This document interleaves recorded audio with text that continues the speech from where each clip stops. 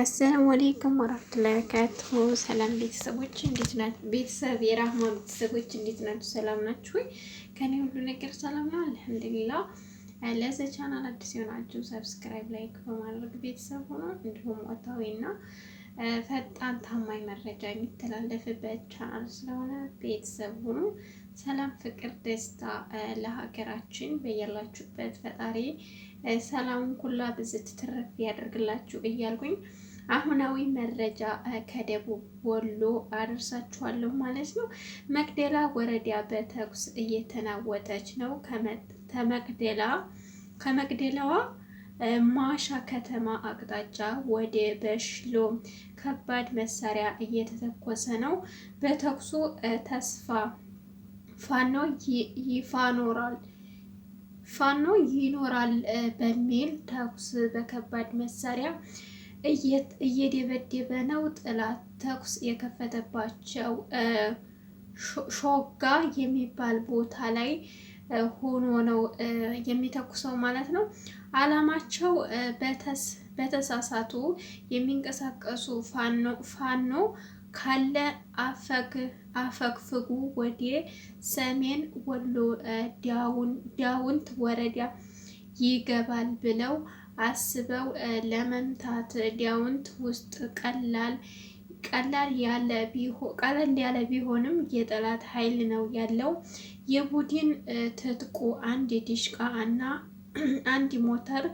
የዳውንት ሰራዊት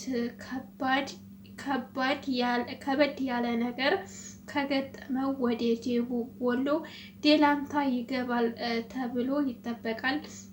ይህንን መረጃ ሸር በማድረግ ዳውንት ሳይንት እና በደላንታ ያላችሁ የሰሜንና የደቡብ ፋኖ እገዛ ቦታ ይዞ ጥላት እንዲጠብቅ ይደረግ። ዲላ አማራ ፋኖ ዲላ አማራ ህዝብ ይላል ማለት ነው።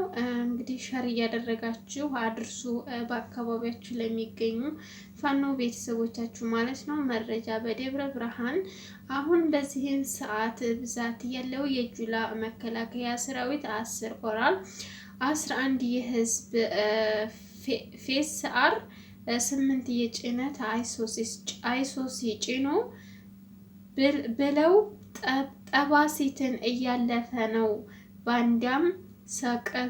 ባንዲራም ሰቅለዋል። ከፍተኛ ጥንቃቄ ይደረግ ነው የሚለው። በጎጃም ሸበል በርታ በአንድ ቀጠና ነበረ ሙሉ የአድማ ብተናና የጁላ መከላከያ አባላት ከነ ሙሉ ትጥቃቸው መሰወራቸው ተሰማ።